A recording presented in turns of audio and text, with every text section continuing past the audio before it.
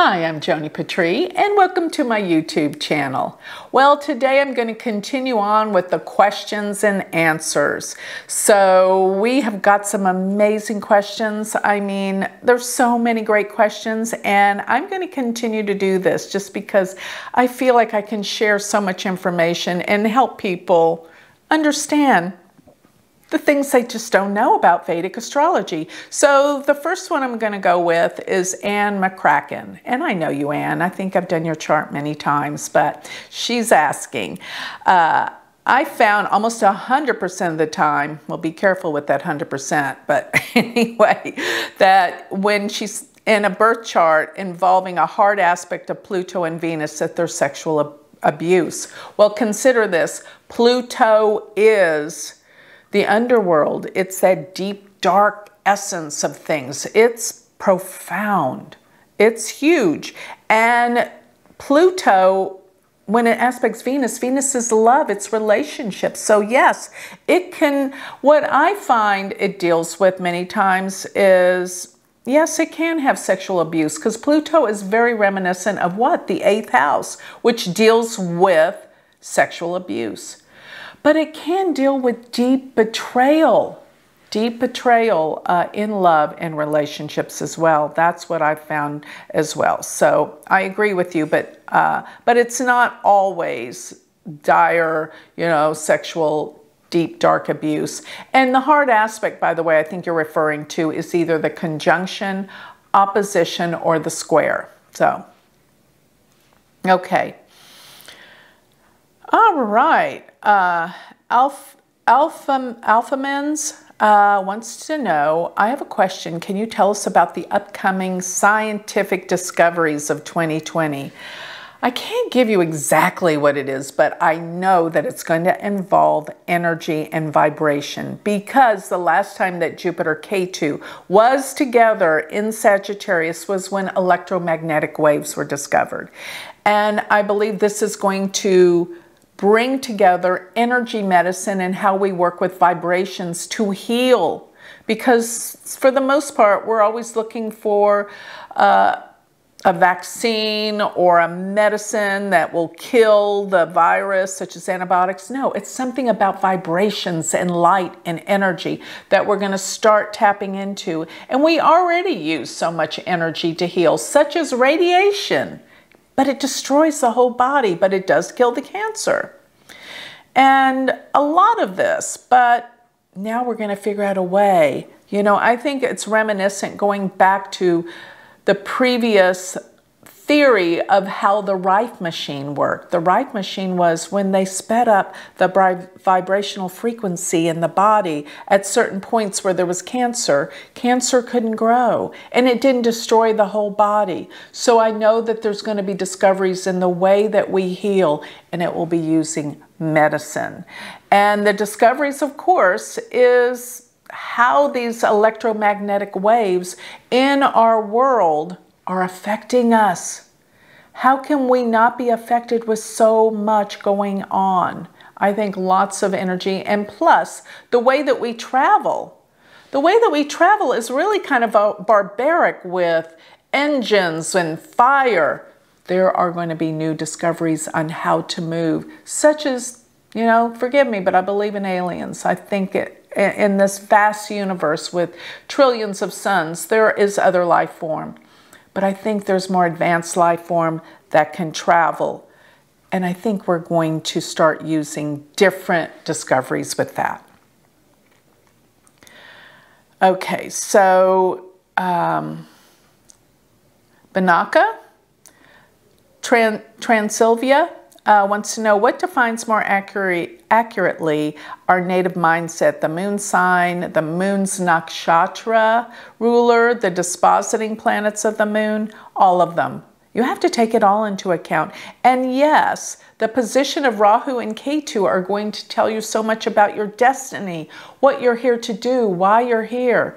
Rahu is our purpose and our future, while Ketu is our past, what we have discovered before and how we are going to heal this life. Because what happens when you're looking at the past and the future, you're focused in the present. because that's where you're going to have the opportunities to deal with this. But absolutely then, but don't forget, somebody else asks a question like this later on. You're not just looking at the moon's nakshatra and the planet that rules that nakshatra, because remember, planets rule all the nakshatras, such as Ardra is ruled by Rahu, such as Mula is ruled by Ketu. So those nakshatra dispositing planets give you more information about your destiny and what you're here to do. So look at where your dispositing nakshatra dispositors are. For Rahu and Ketu, gives you great depth about what you're here to learn and grow through. Okay. Okay, now I love this one because this is something that I want to know too. And this is May Churiklik wants to know what are the indications of overweight and weight loss to see in a chart? Okay, well, Jupiter and Rahu expand, Saturn contracts. So if you have Jupiter and Rahu, Jupiter or Rahu aspecting the second house, it can actually make you eat more, because the second house is what goes into our mouth. It's what we consume. So if you have Saturn going through the second house, you're not eating as much, you can lose weight. But if you have Jupiter or Rahu aspecting the second house, you will tend to eat more. And even the Jupiter Mahadasha, people tend to eat more. Yes, somebody else asked that later on. And I have to share with you, I'm in Jupiter Rahu right now, and I'm telling you, it does create weight gain. And what happens though is right after you finish Jupiter Rahu, that's the end of Jupiter's Mahadasha, I'll enter into Saturn in about a year, a little over a year. So I hope I lose some weight when I go into Saturn, but I don't want it to be because I'm sick. And sometimes that's what it could be about. But yeah, and another thing is they say when planets are in the first house, you can gain or lose weight because the first house is your physical body. And so Jupiter aspecting the first house or Rahu, physical body's bigger. Where Saturn, it can contract. So even dealing with the sixth house, this can be relative. And also to losing weight, I think you got to have willpower. So you're looking at Mars as the energy. Do you have the courage, the willpower to go on a diet and exercise? That would be relative to Mars aspecting the third house, the Upachaya houses. What are the Upachaya houses? Houses 3, 6, 10, and 11. Put your Mars there. It'll give you more willpower to fight and overcome the obstacles of temptations of overeating. So it gives you courage. Okay, hope that answers that. Okay, here's another good one. Fabulous 009.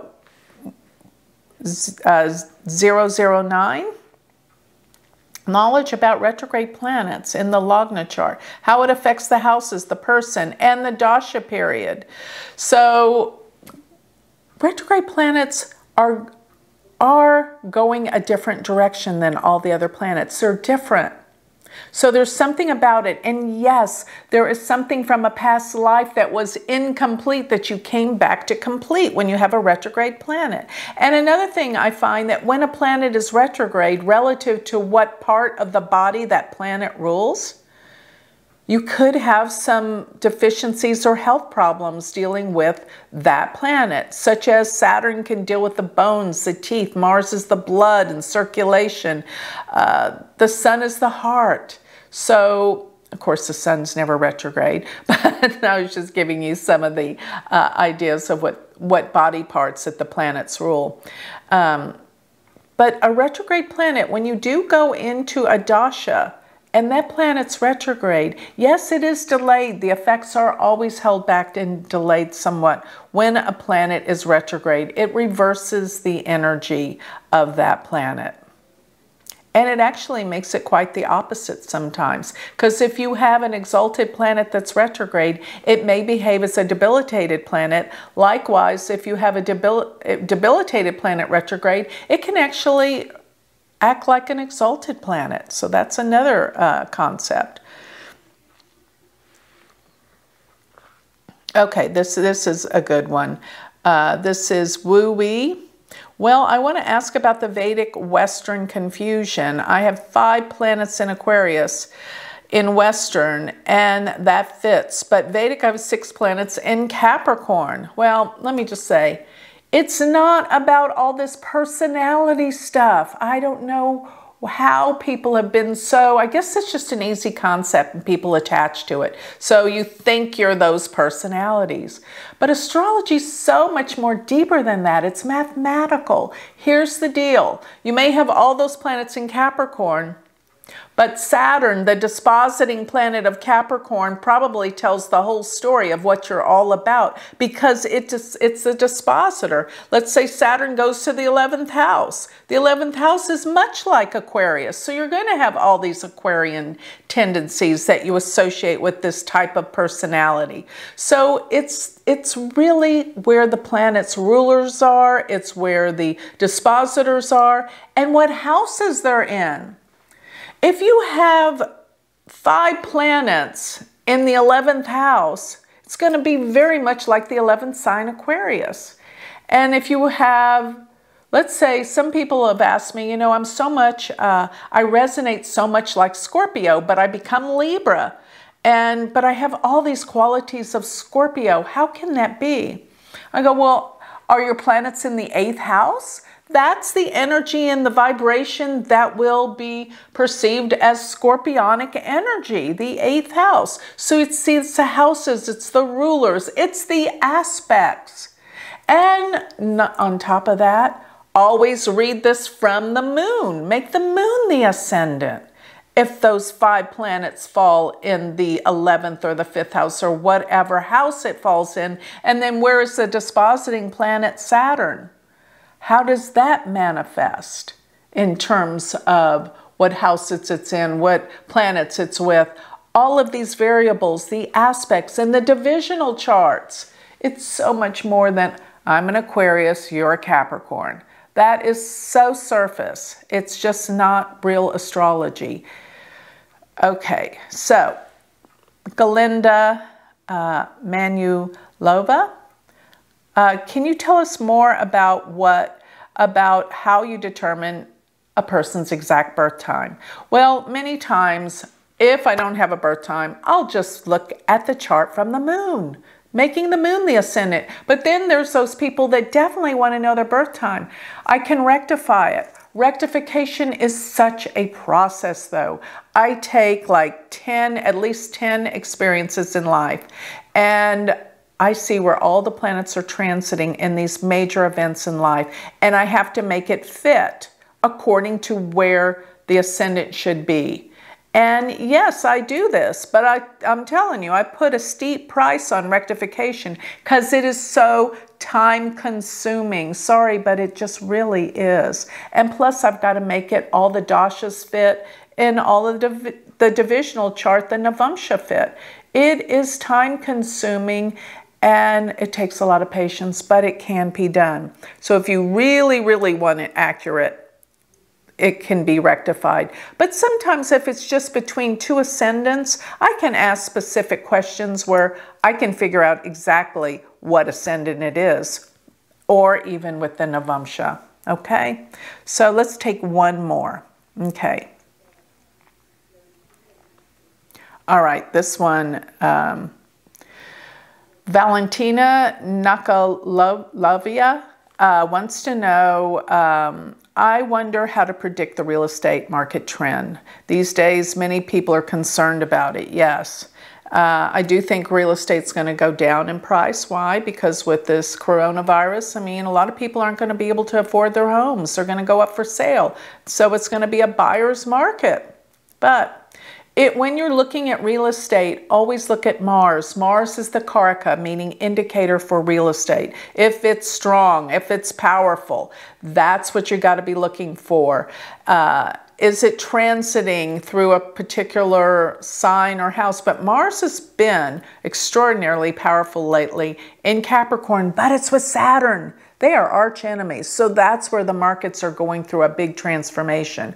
But watch how Mars evolves. And as Mars goes retrograde in September, it's going to go retrograde in September and it's going to station in December.